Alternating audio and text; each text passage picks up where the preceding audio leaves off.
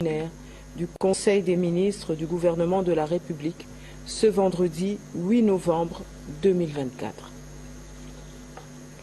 4 points étaient inscrits à l'ordre du jour, à savoir 1. Communication de son Excellence Monsieur le Président de la République, chef de l'État. 2. Point d'information. 3. Approbation d'un relevé de décision du Conseil des ministres.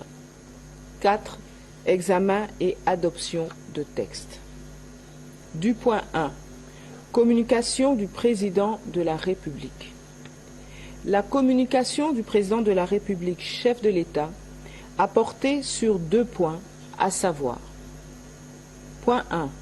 Des conditions de travail des Congolais employés par les expatriés.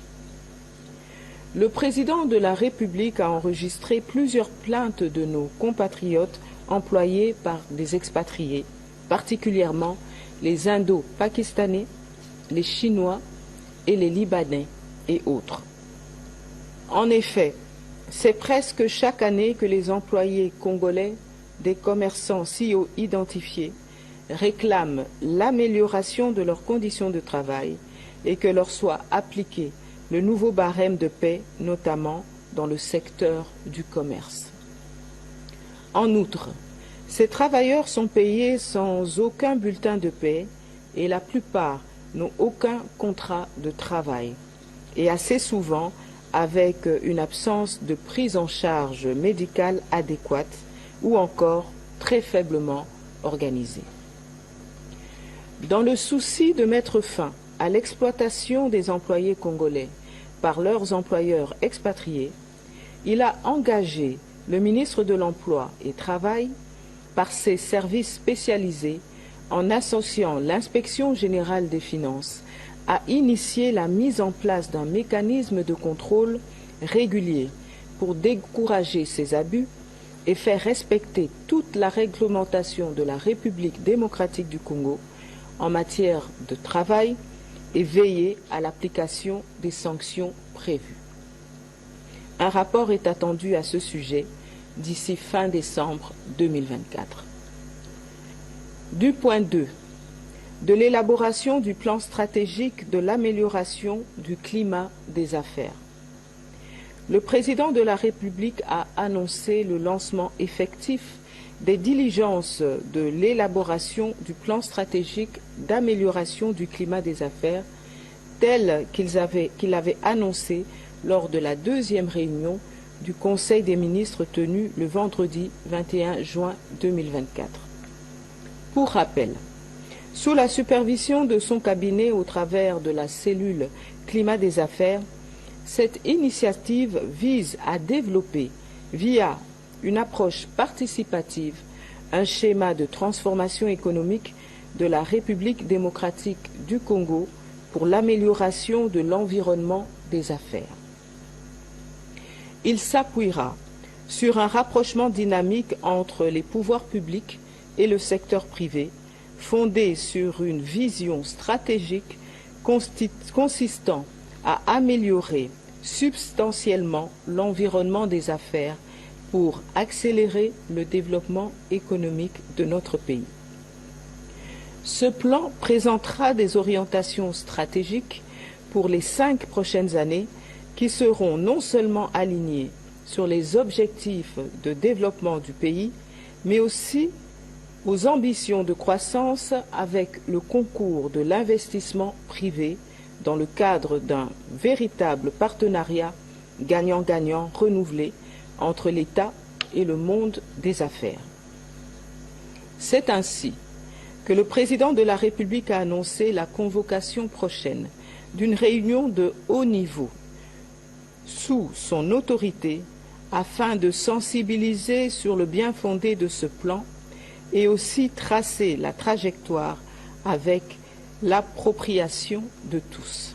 De ce fait, il a engagé, sous la coordination stricte de la Première ministre, le vice-premier ministre, ministre du Plan et de la coordination de l'aide au développement, en collaboration avec son cabinet, au travers de la cellule climat des affaires de la présidence de la République, à mettre tout en œuvre pour impliquer les administrations concernées dans ce processus à y apporter, selon le cas, un appui conséquent et à collaborer pleinement avec le consultant recruté afin de garantir le succès du projet et l'atteinte des objectifs dans les délais impartis. De l'intervention de la Première ministre. Dans la suite de la communication du Président de la République, la Première ministre, chef du gouvernement, a axé son intervention sur 3 points. Premier point, le processus d'évaluation de l'action gouvernementale. Faisant suite à la communication du Président de la République au cours de la 20e réunion du Conseil des ministres relative à l'évaluation du gouvernement, la Première ministre a présenté un outil d'évaluation basé sur les orientations du chef de l'État et permettant de faire la traçabilité des directives présidentielles. Cet outil permet de répertorier les actions planifiées, les responsabilités assignées, les délais impartis et les résultats obtenus. Il constitue un instrument précieux pour mesurer les progrès réalisés dans l'application des politiques gouvernementales et dans l'identification des obstacles éventuels à la mise en œuvre. Tous les ministres ont été saisis pour faire le rapport de leurs activités depuis la première réunion du Conseil des ministres. Point 2. L'ouverture des travaux de la commission paritaire gouvernement-INAP.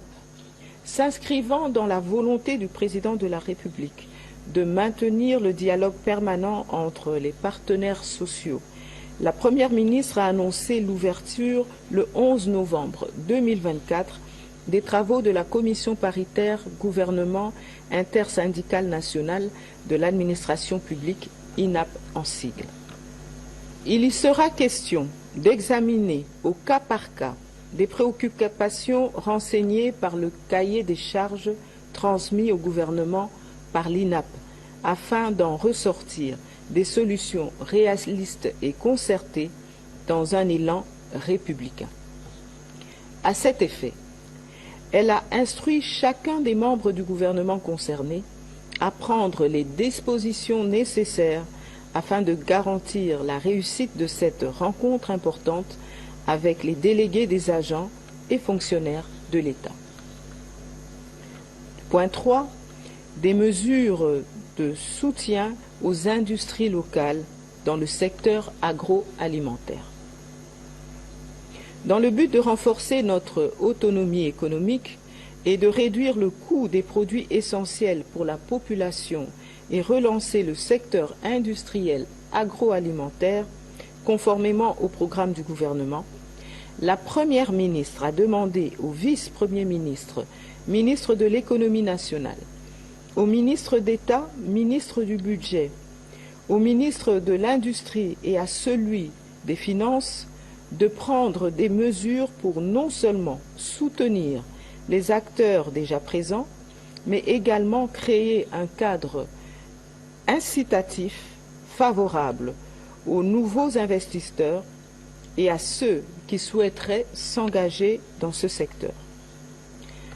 Parmi ces mesures, notamment commerciales, fiscales et parafiscales, elle a évoqué le renforcement de la lutte contre la fraude douanière, la réduction des taxes et droits de douane pour les matières premières du secteur agroalimentaire et l'amélioration de la compétitivité du système de taxation fiscale et parafiscale pour les industries agroalimentaires.